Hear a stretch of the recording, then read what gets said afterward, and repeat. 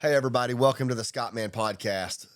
Man, awesome episode today. My buddy Fahim Fazli is with us. And, as we look at the Afghanistan exit 4 years ago at the recording of this or close to it, and we look at the abandonment of our allies, I can't think of a better guest today as we talk about human connection, storytelling, and in the context of that.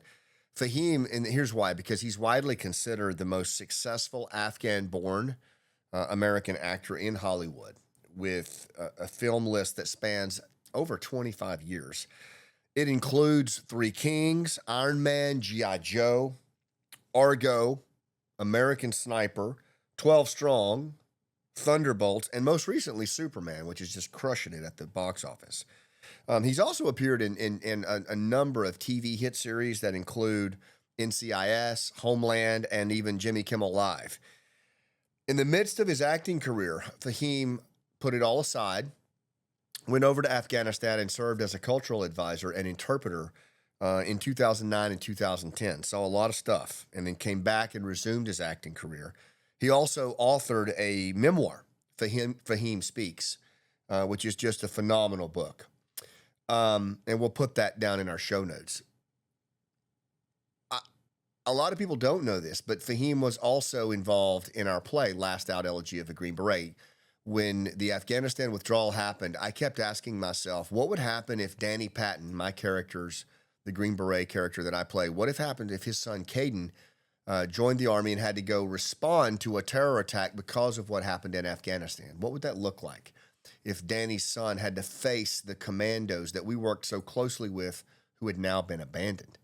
And what could that look like in the scene of a play? So I called it a coda, which is like what you see in Avengers when, the credits are rolling and then there's a surprise scene at the end as people are leaving the theater. Kind of what this is. So we wrote a short coda that has my son Cooper playing Caden Patton going back into Afghanistan after a terror attack based on the way we left that country and facing off with a pissed off Afghan commando that's been abandoned, Fahim, who dropped everything once again out in Hollywood and came out to perform just 2 shows with us in Tampa for the very last run of Last Out in 2023. So I thought it fitting. Yeah, I don't know that coda ever saw the light of day outside of the theater where it was very well received. But as a way to kick off my interview with Fahim, I'd like to share with you the coda that he and my son Cooper performed at the end of Last Out that gives a potential look at what it could be like if we had to go back into Afghanistan with our sons and daughters leading the charge. Let's start the episode, and I'll see you on the other side. Welcome to the Scott Mann Podcast, where we connect like our lives depend on it.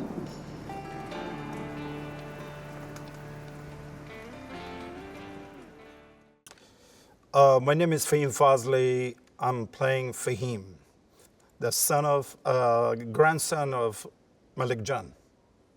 In 25 years, my career, I never done theater. It was my first time. Usually actors started from theater to go up. I started from up, movie and TV, and found, thanks to Scott, and totally different experience. And sometimes I wish I started from the beginning, from theater. Now, it's not too late. So many movies, TVs, they tell one side of the story. They don't tell both sides of the story. This is the first play I see, or first movie, TV, whatever, the whole package. I never seen 2 sides of a story. We Afghan suffer as well. We been in war for 42 years.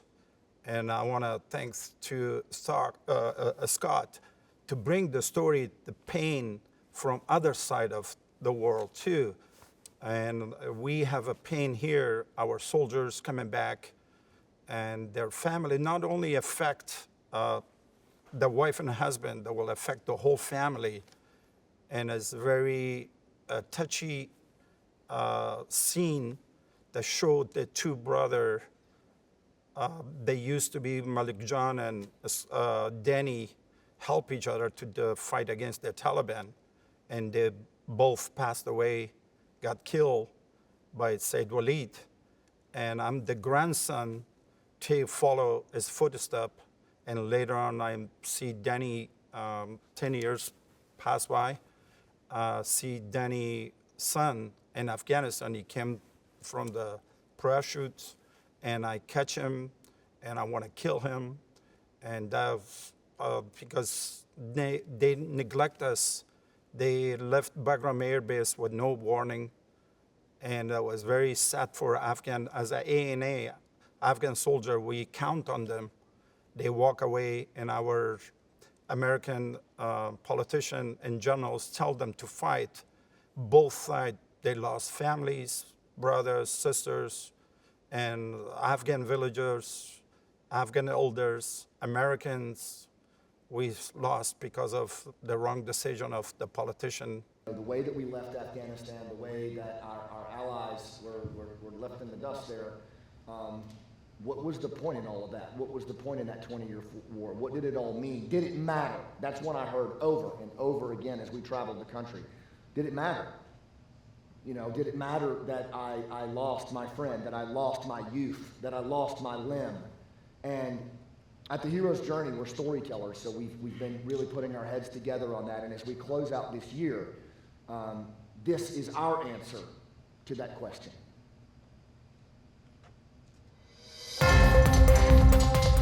This is a special news alert. We have new reports that Al-Qaeda has claimed responsibility for the terror attack in Tampa, Florida.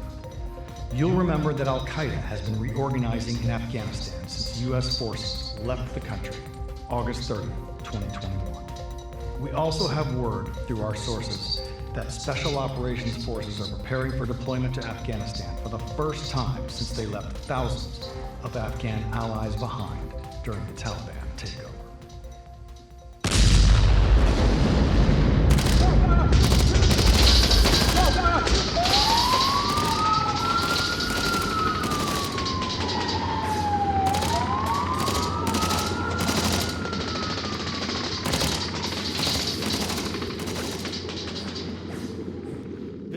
Visions 03.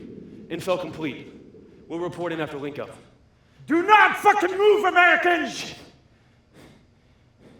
You speak English? Of course I fucking speak English! What are you doing here? Where's your fucking team? My name is Caden. Where's your fucking team? What's your target? Tell me now, motherfucker! Listen. One way, the other way! Listen, man. I'm here to help. Help! Motherfucker! I'm an Afghan commando. We fucking trust you guys. You wanna fucking help me? After what you guys did to us? You guys fucking left the middle of the night Bagram Air Base with no fucking warning. We had no fucking air support. No medic. We were completely fucking exposed to the enemy. We were a fucking national hero. Motherfucker, now I'm fucking living like a homeless.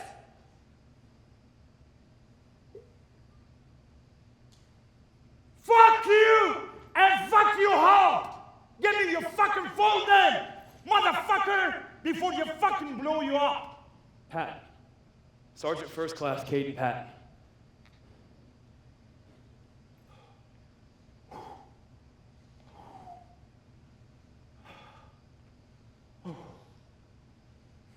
Was your dad named Danny?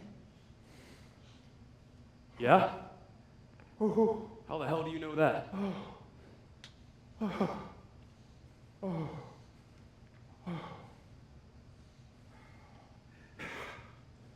your dad knows my grandfather, Malik John. What? Yes.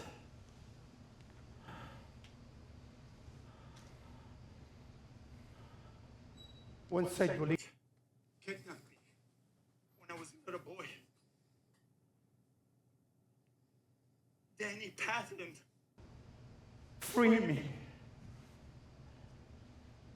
When Said Wali killed my grandparents, Danny Patton came for me, hide me to his fire base. Because of your father, am I still alive? shit.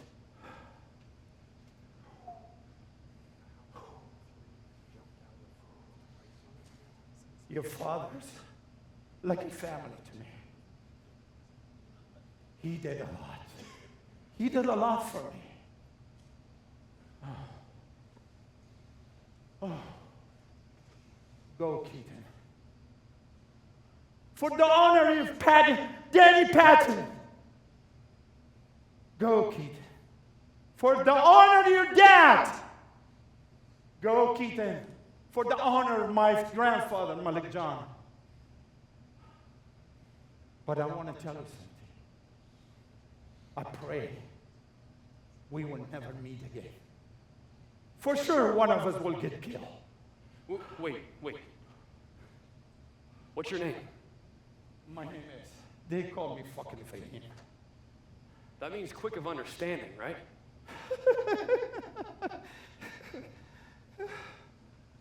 My wife always teased me. The name is not the right one for me. Kids? You have kids? Yes, I did. My wife and my children got executed by Taliban when they were looking for me.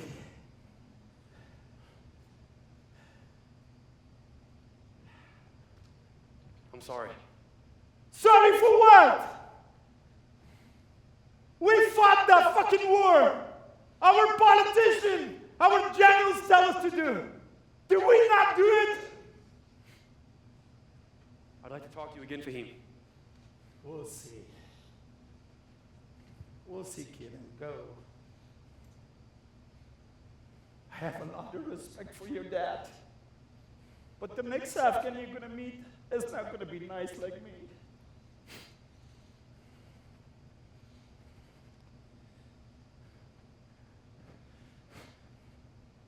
Thanks, Dad. I'll take it from here.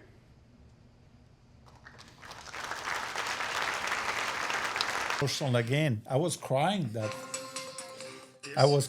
that scene. Wow. That is so. Can you send me that? Sure. Man. $5. Damn. That was good.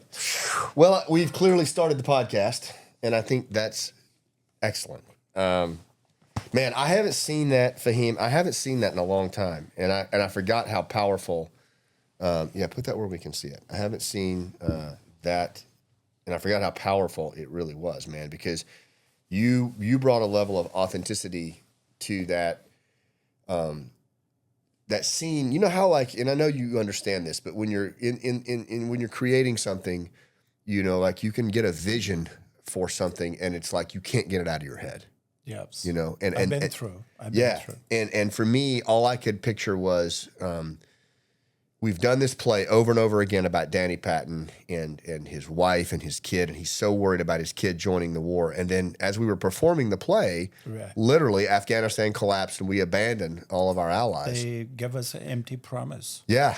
And I thought, what would that happen? What would happen to Caden and all the other warfighters that are our children if they have to go back over and clean that mess up? And that's what that scene was. And you brought so much authenticity. I'm going to put your mic a little closer to you. Sure. You brought so much authenticity to that. And I'm really grateful to you, man, because Thank you. You didn't know me. You know, we knew Tony, but you took such a chance. And I'm looking at the team that's off camera here. Like he came, I mean, just with no warning. You had a very busy film career, came down to Tampa.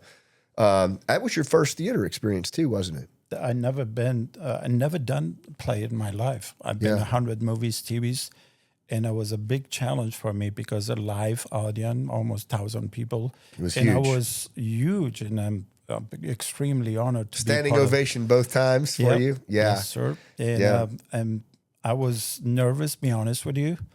But acting now, officially, I can say I'm an actor because you give me the best opportunity to be part of your play. Well, I can tell you what, I think everybody loved you. To see you standing up there with my son, who is now in federal law enforcement, and just performing that scene was so authentic, so real. And, you know, not to mention the fact you fought in that war too. I fought that war as a cultural technical advisor, linguist, and I did 3 tours in Afghanistan.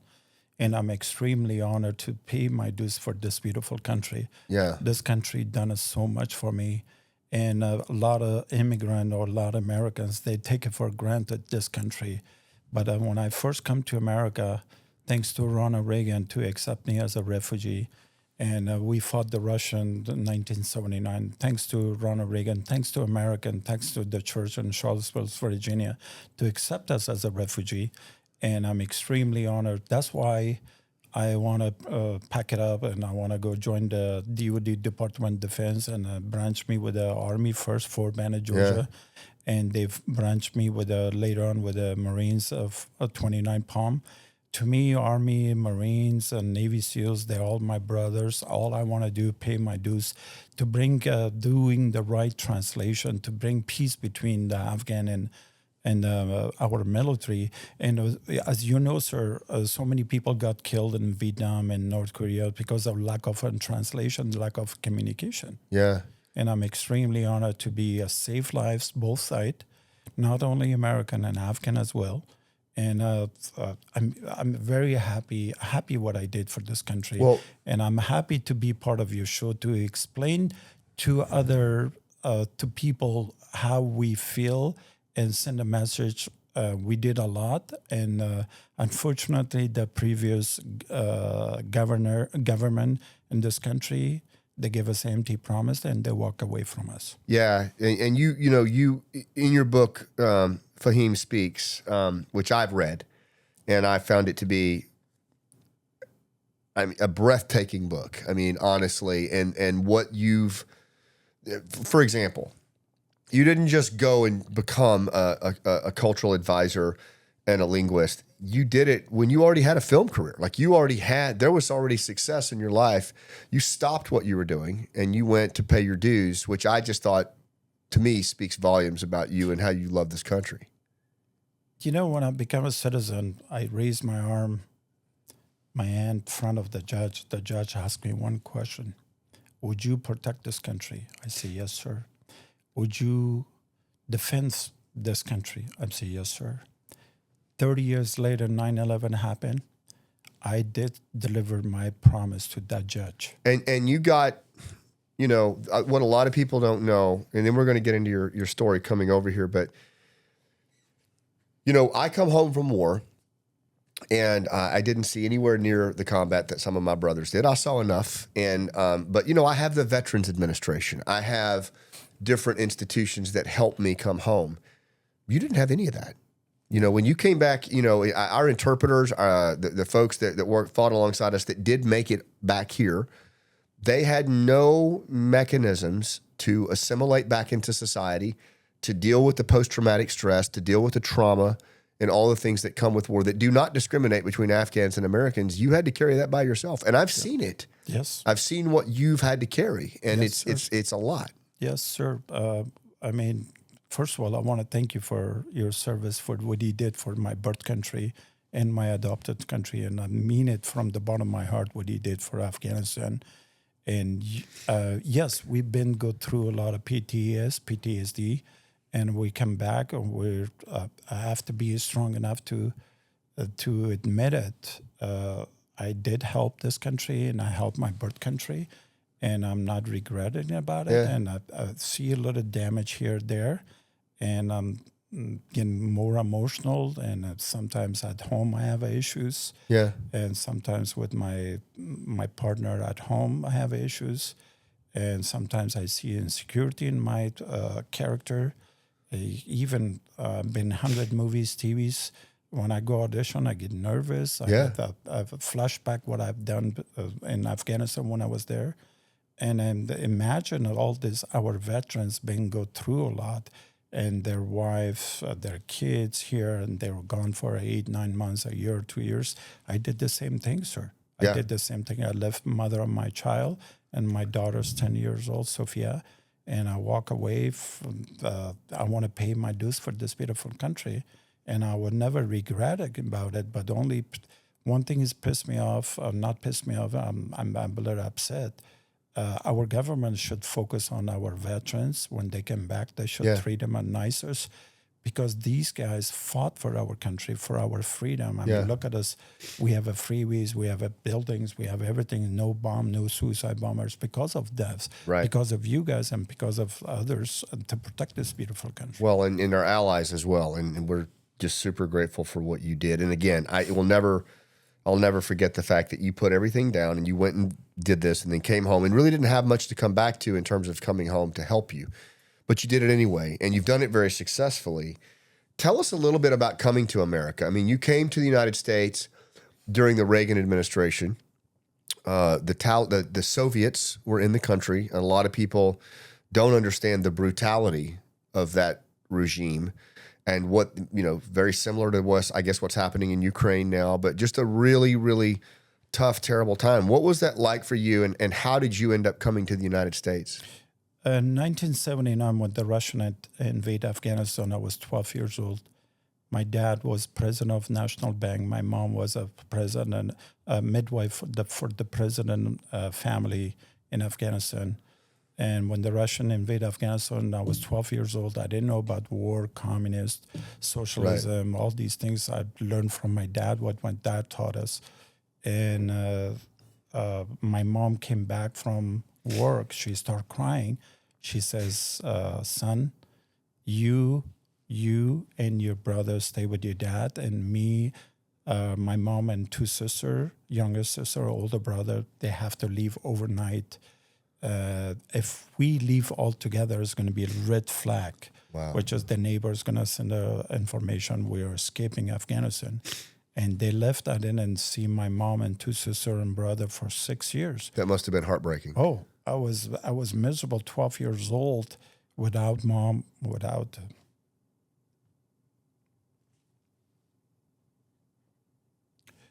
What?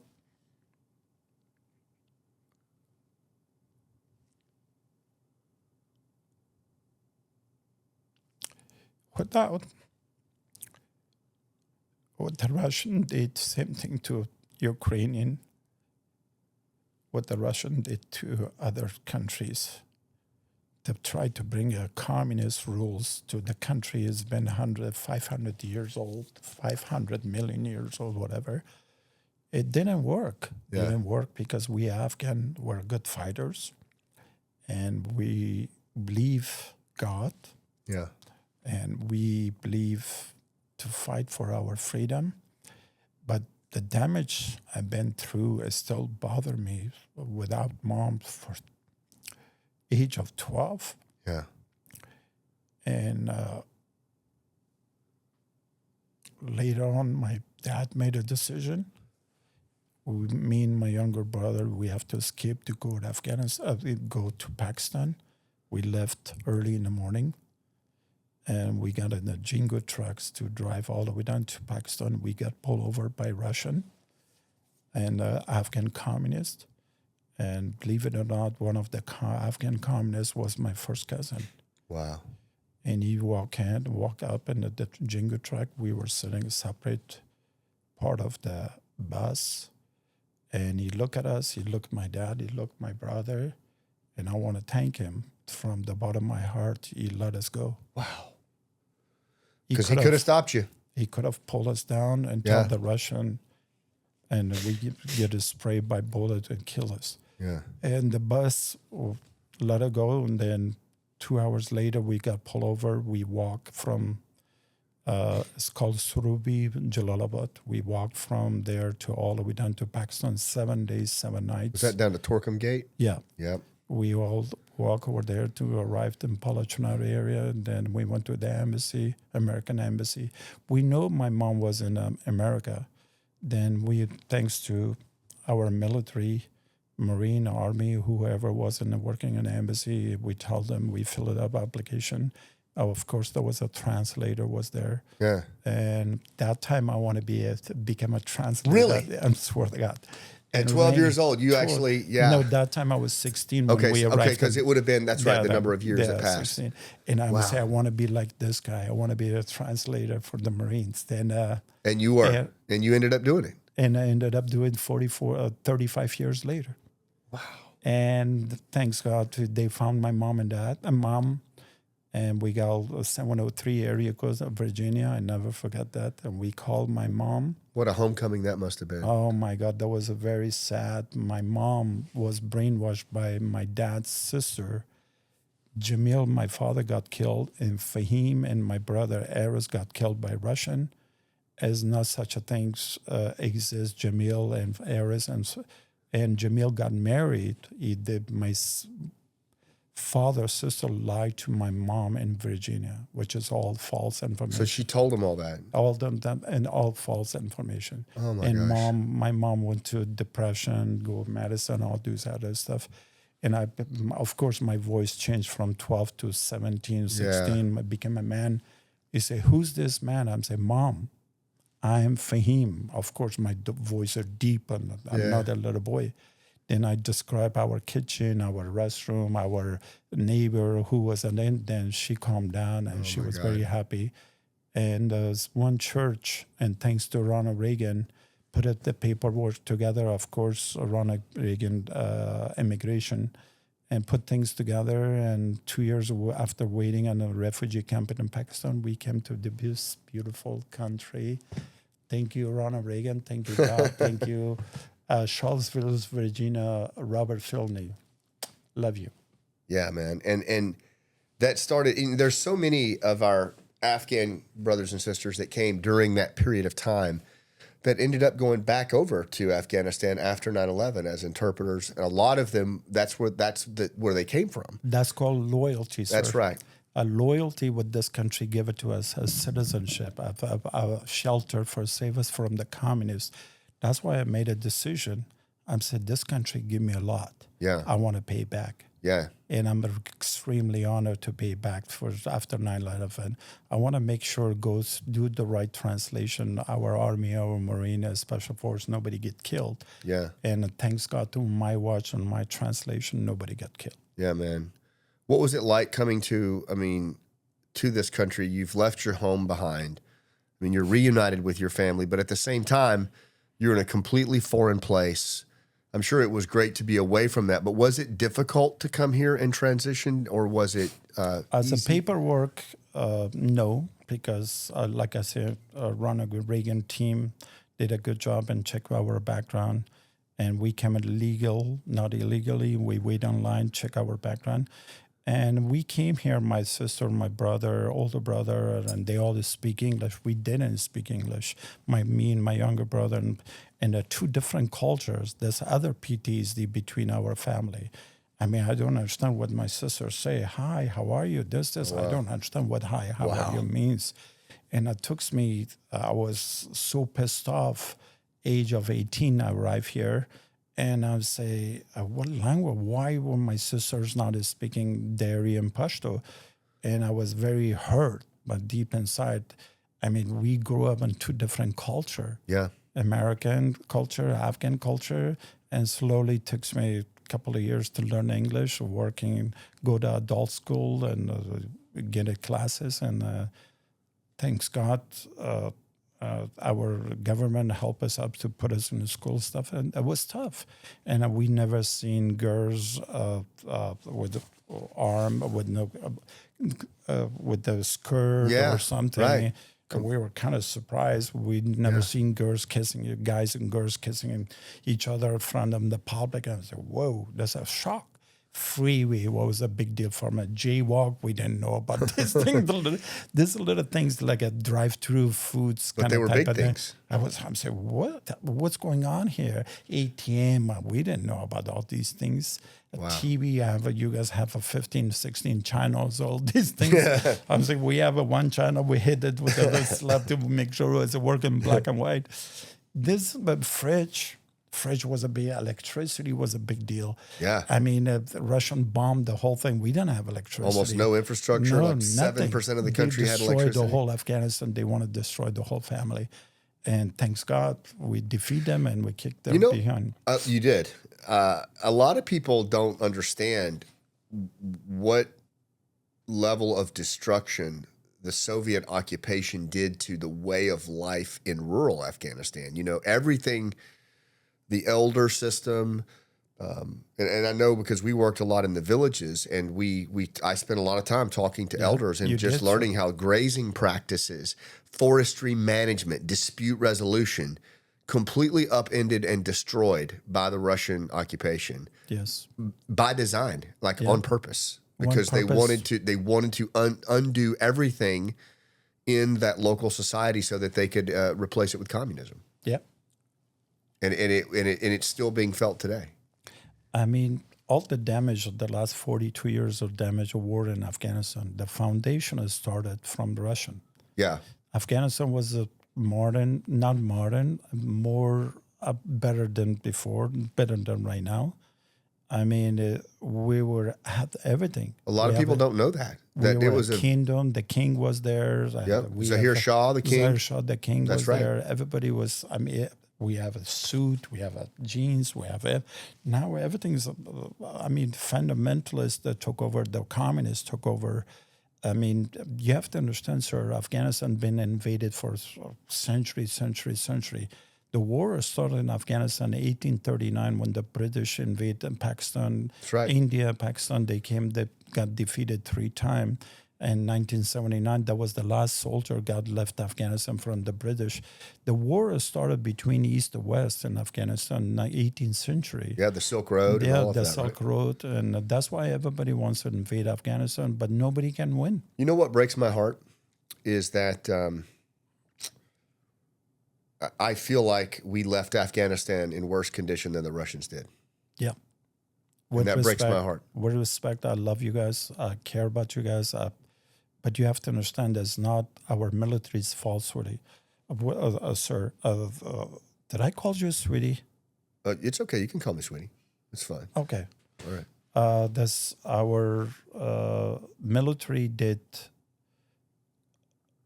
great job. Yeah, of course they did. Our military did the best job. They take an order. Yep.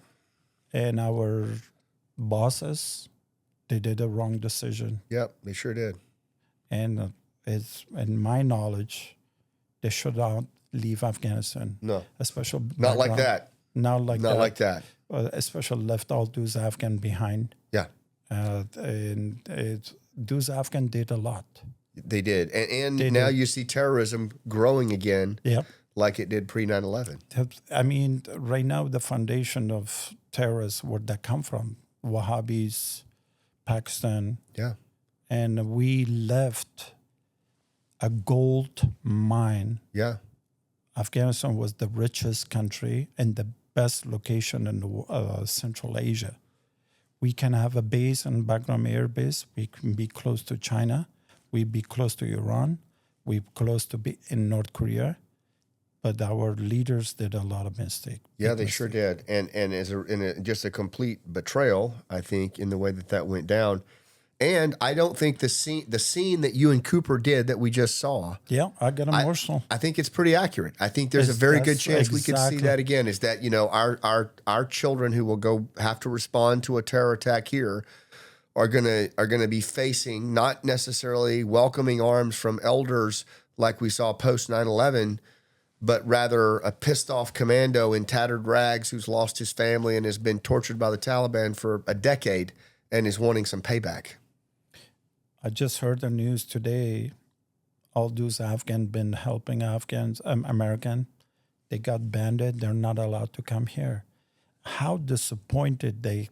I mean, thanks God I was American. I mean, American paperwork, American citizen, American. Go from here to there. Imagine if I was helping you, being your translator, and you left me behind. Do you think you can look me eye to eye? Right, and then you have to go back there. And you have to go back there? I mean, of course not. And I'll say this, and I've said it once, and I'll say it again. I think, personally, the Biden administration's handling of the Afghanistan withdrawal was terrible. But I also think the Trump administration's handling of the Doha Agreement was terrible. And I think if they are indeed cutting off our partners and our allies from safe exit from Afghanistan, I don't care what party you are, that's inexcusable. Right. It's the wrong thing. And frankly, the last several administrations and how they have handled Afghanistan, to me, has been very underwhelming. I'll be honest with you, With respect, I'm not trying to hammer American what they did. Nowadays, if you guys go somewhere else, nobody gonna trust you No, guys. of course they're not. Would you? I wouldn't. I mean, I wouldn't trust you. No. I mean, go to a country, been there for 20 years, yeah, and all of a sudden overnight fly over there, shut off the lights, everything Yeah. background airbase. What happened? yeah. You shake hand with me. You're gonna stay there forever. You're gonna protect us. We protect you. We're working as a team, but you've been give us an empty promise and you walk away. The one thing I've asked this administration to do at pretty high levels is I've said, look, I understand that immigration is a problem. I understand that the borders have been open for 4 years, and that's a problem. But you can't just lump commandos and interpreters and special forces who fought alongside us into that same category and then treat them the same way that you do folks that are trying to get into this country illegally. I mean, if you do that, you are adding to the moral injury that you've already heaped upon our veterans.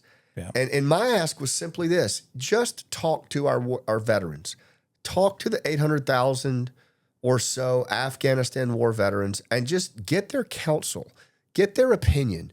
Talk to them how to best navigate. There's all these groups that stood up, Fahim, during the withdrawal that you could just reach out to them and just get their input. Right. Nothing. When I was with 3-4 India company in Marine, I remember my commander, my colonels, all they promised, all those local translator, they were so excited. They said, Fahim, I will see you in America. Guess what? None of them here. Yeah. And the reason I'm here because I was already a U.S. citizen. You're already a U.S. citizen. You know, there was a study done by More in Common. It's a nonprofit that actually did a study called After the Fall. And we'll put the link up on it. But they basically, they surveyed Afghanistan war veterans, 800,000 of them. And they said, according to the survey, I want to say it's like 73%, if not higher, of the Afghanistan war veterans feel betrayed. Thank you. All right? 70. That's higher probably than Vietnam War veterans in some cases. And over 2/3 of those same Afghanistan war veterans said that their mental health was directly tied to the fair treatment and resettlement of their allies. Conscience. And yet completely ignored as if it didn't happen. Yeah. And I'm sorry, but this administration is doing it too. They're still sending millions of dollars to the Taliban. Yeah. 40 million a week. Something like that. Yep. They're treating them as a counterterrorism partner. Yeah. You know, getting reports from the Taliban on whether or not, you know, terrorism is actually happening. I mean, it's insane. Yeah. And I don't know. I hope that at some point there can be some leadership that actually listens to our veterans and our allies who fought this war and treat them with the respect that we showed this country when we volunteered to go fight. You know, sir, I understand there's illegal things going on in this country. You cannot call us, put us in the same category where we're part of illegal people, but we did a lot for American. Yeah. After 9/11, the only one country helped is stand up 300, almost 150,000 Afghan soldiers stand up shoulder to shoulder with American. And I think the casualty count for Afghan National Army soldiers, because, you know, the big argument that President Biden and even some in the Trump administration have made is that the Afghans didn't fight. It's not true. There were close to 100. I was witness. Right. Close to 100,000. Yeah. I believe, Afghan soldiers killed in action. 100,000. I was witness. When I was going patrolling, Afghan was first. We were behind them. Yeah. Afghan or mixed it up. We were mixed up. I did a 220 patrolling and always Afghan with us. And guess who got killed? Who didn't? Most, of course, American got killed too. Rest in peace. Afghan got killed too. Yeah. I don't know. I'm still very upset about it, and I know you are too, and I know a lot of our veterans are, and I'll just say it. I don't care who's watching this. As senior as you think you are, if you think you can just sweep this under the rug and it'll go away, it's not. It's not. You're going to have to look yourself in the mirror for a lot of years. You have to understand, all these, our veterans, they have a conscience, they have a family, and the way we help them, we become like part of their family. Absolutely. When I was patrolling with Captain Benson, when I was patrolling with Staff Sergeant Cook, we protect each other. Absolutely. I mean, bullets come in, I push them down. Bullets come in, he pushed me down. But, politicians don't understand that. Don't for understand. The most part. They're under my shoes. They were on my shoes in Helmand province or Right. Farah province, all these places. We are walking with the Army and the Marines. We Afghan did it, all these things. We Army and the Marines did with us. We work as a team, but nobody listened. It wouldn't be that hard, Fahim, to actually stand up a council or like a veterans council with global war on terror veterans, Gold Star family members, because they're upset too. They are. The Gold Star family members that I've talked to are very upset. Yeah. And then maybe even some Afghan allies, but to just advise the administration on how to properly address the Afghanistan ally issue within the broader context of immigration. It doesn't seem that difficult to me. But yet, and then the other argument that I hear, and I'm interested in your thoughts on this too, is that during the evacuation, a lot of the Afghans that came over were hastily put on airplanes at the airfield, and they maybe there were some bad actors in there, and I think there were. Yeah. I think the Haqqani Network and others put bad people in those planes. Yeah, they were here, not here, the most of them in Qatar and Germany, they pack it up like a put them in like a bag on. Yeah, it's an opportunity, right? Yeah. It's an opportunity to infiltrate, but I don't think that's a reason to, once again, ignore what our allies have been through and just treat them the same way. No. As an Afghan-born American citizen, I'm proud to be called myself American and Afghan. Our government did the wrong things, left Afghanistan. Yeah, we got it wrong. We got it wrong. We should have left. We should have at least stayed in Bagram Air Base. At least we should not give them an empty promise. Yeah. And we give them an empty promise, and which is wrong. My mom always says, a word coming from your mouth, you cannot put it back. If you couldn't, it's not our military's fault. No. Our military's fault, not at all. I have a lot of respect for our military. They told them they're going to bring him here, but our government lied to them, and our military delivered their word to And we're still lying to them. They're still lying to We're still lying to them, and we're dealing with the Taliban.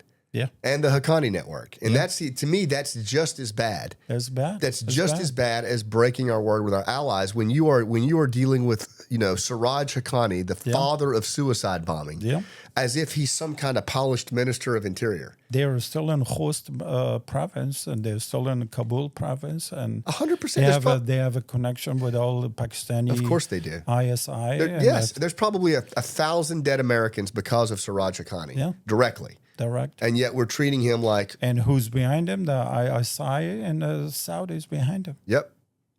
Well, we're not going to let it go. And I hope that you and I are going to keep doing work together, and we'll continue to stay on this. Of course. Because I think we have to. We have to stay as an Afghan-born and American citizen. Afghan. I have to protect my Afghan, and I have to protect my American. Our veterans, I have so many nice friends, Army, Marine, Navy. They're my brothers. They're like my brother. And we left a lot of Afghan. We should focus on that. We'll have to bring them back or bring them here or not do something. Or at least help them resist. Yeah. Stop treating the Taliban like they're a legitimate partner. Yeah. And, and help the resistance, for God's sakes. I don't know. But what I love about what you've done is you came over here and you have carved out for yourself, you've carved out a beautiful career in the arts, and I want to talk about that. But you've also stayed true to your beliefs, and I appreciate it.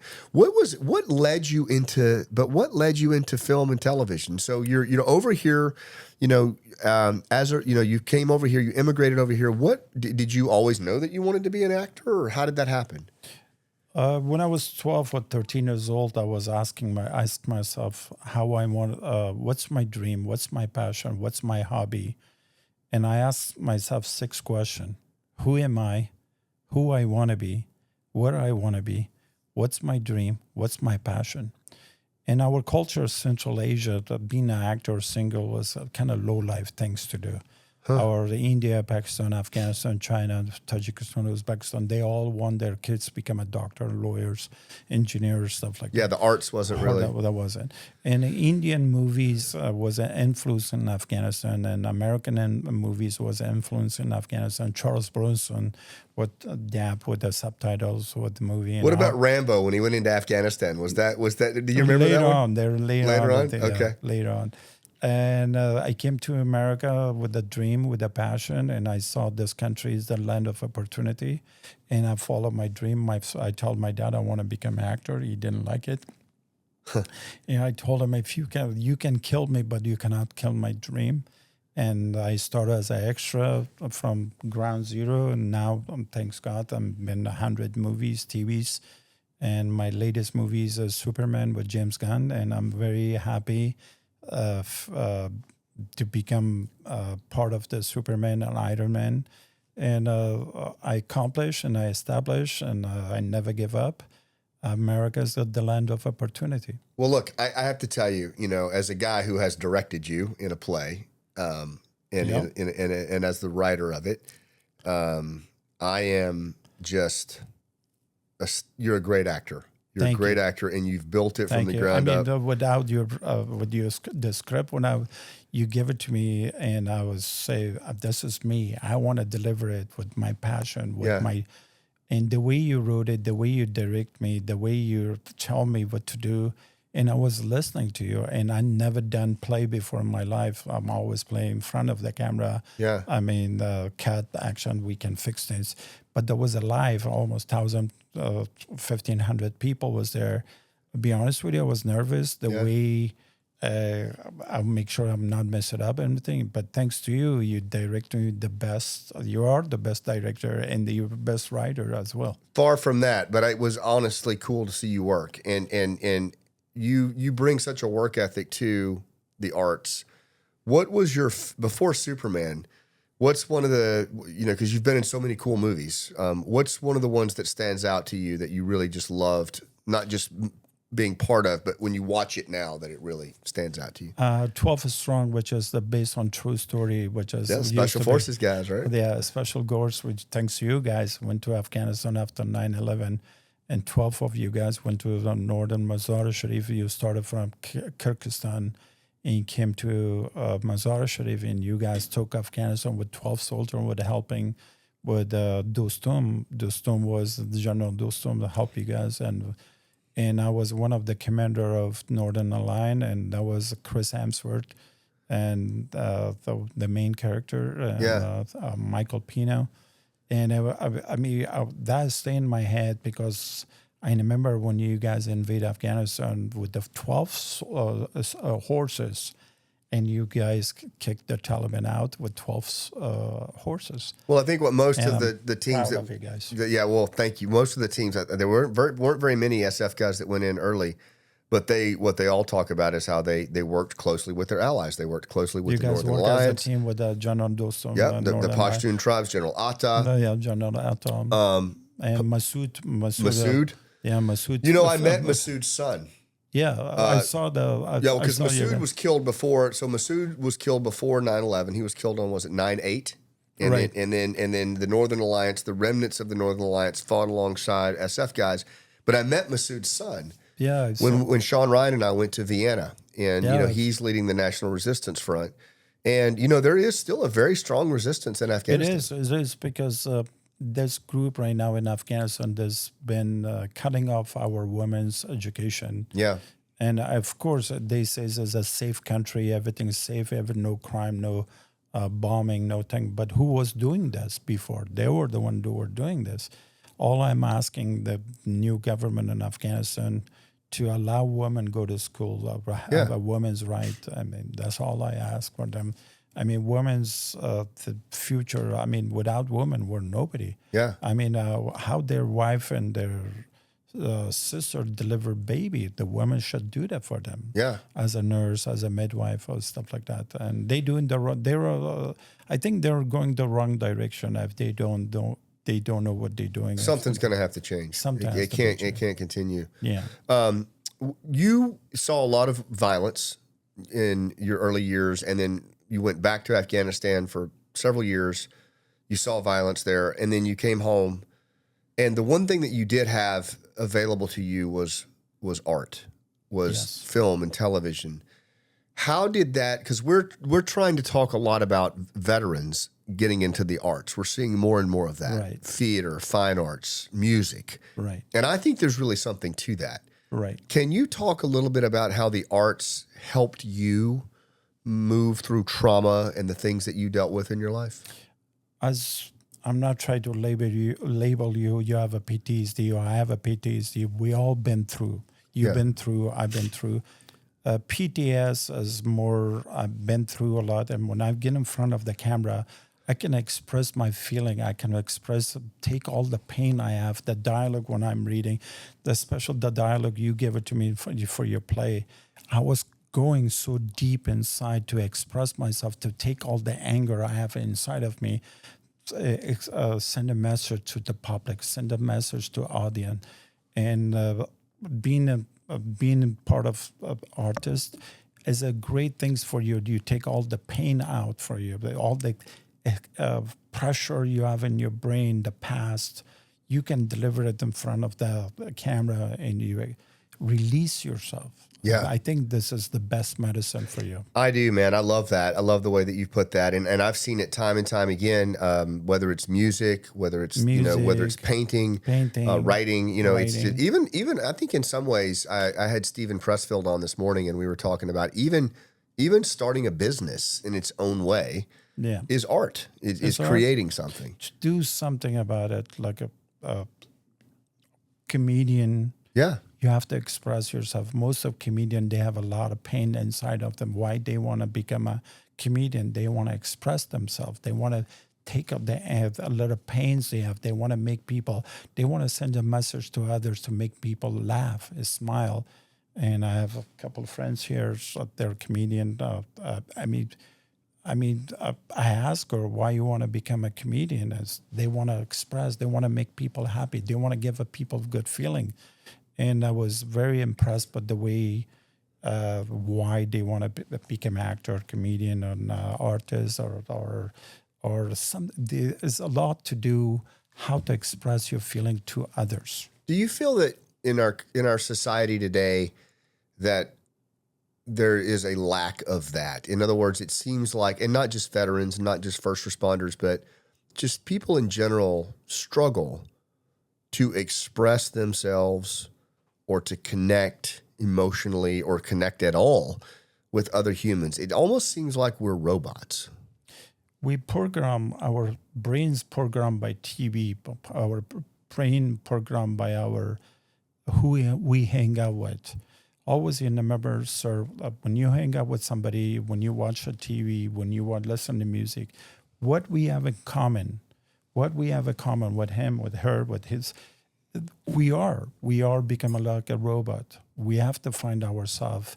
Like the sixth question, ask yourself, who am I, who I want to be, what I want to be, what's my dream, what's my passion? Once you answered all these six questions, a lot of people, they're 40, 50, 60, they cannot answer this sixth question because they're still like a robot. They go with the flow with the society telling them. They go with the flow with the TV tell them. They go with the flow with the government tell them. Yeah. I mean, they have to find themselves first. They have to find how to find themselves, talk to yourself, figure out who you are. Then it's very easy, the rest of it. Do you think that maybe some people are afraid of the answer? They're afraid of the first question, who am I? Yeah. Who am I? You're just scared the hell of you because you don't want to know who you are. Yeah. The second question, who I want to be. They're scared. Yeah. The third question, where I want to be. They're scared. Yeah. Yeah. I mean, I think about when I first started acting because I thought this is crazy.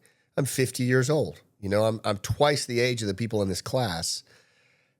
if the guys in special forces find out I'm doing this, they're going to laugh me out of, but that's what was going through my mind. And I felt such a, it was almost, if it was embarrassment or just, I pulled back. I count myself pulling back. And it wasn't until I got into it that I realized, kind of like you said, it was an opportunity to take off the armor and to take all of that stuff that was inside here and put it out here. Is a knife and right here stuck. The people they're holding up, they cannot express themselves. There's a big knife here. When you pull this knife out, you're going to be released. Yeah. How to release yourself? Pull this knife out. Don't let this knife walk with you in daytime, nighttime. Yeah. When you go to sleep, just talk to yourself. Explain to yourself. Find out who you are. Don't be embarrassed. Don't be shy. Don't be scared. Life is a challenge. My mom always says life is like a big swimming pool. Keep swimming. Keep swimming. Yeah. If you stop swimming, you drown. Yeah. Yeah. You've come to you're in an industry. It's a tough industry, man. You know what they call my industry? Rejection. Yeah. You have to have a very healthy personality to accept I mean, rejection. you get told no for a living. Al Pacino got to say no 100 times until he get his first break. Yeah. Robert De Niro, he got 150 no until he get his first break. That's right. Tomorrow, I'm going audition right here for this commercial. 3 people sitting there judging me if I can do it or not, but I'm already bulletproof. I've been in this business 35 years. If this one says no, he says yes. If he says no, he says yes. How do you do that? Because I think there's really something really good in that, not just for people in theater or film, but anybody, because rejection is a big part of life, right? Just do your audition. If they don't like you, if they give you an empty promise, we will give you a call. Just cross it, get in the freebie, go home, think about the next one. Yeah. But when you read the script, you have to become that person. Yeah. Tonight, I'm going home to read the script before I go to audition. I want to become that person. I have to adjust myself, how to become that person on that script. Like you give me that script, that was a beautiful script. I become that commander of Afghan. You were super committed. I was committed. Yeah. I did it. I delivered it. I want to make sure the Afghan commander for your play. I mean, that was the best. You have to become, but sometimes rejections will make you stronger. But I think also what was significant about that little scene, I think it was the first time ever that an Afghan American portrayed a Afghan special operator on stage and embodied the kind of anger and betrayal that they would feel if they were face to face with an American fighting person after that abandonment. You were the first to ever do that. Yeah. And I think you really captured it, not just in the dialogue, but in the emotion. When you give me the dialogue, I was thinking Biden left us. Mm-hmm. I become one of the commander. Even I don't know that commander. What was my character name? I forgot. Fahim. Fahim. I apologize. Yeah, I became a Fahim. They walk away from us. Yeah. They turn off the background airbase, turn off the lights, walk away over. They left me out of nowhere with no protection.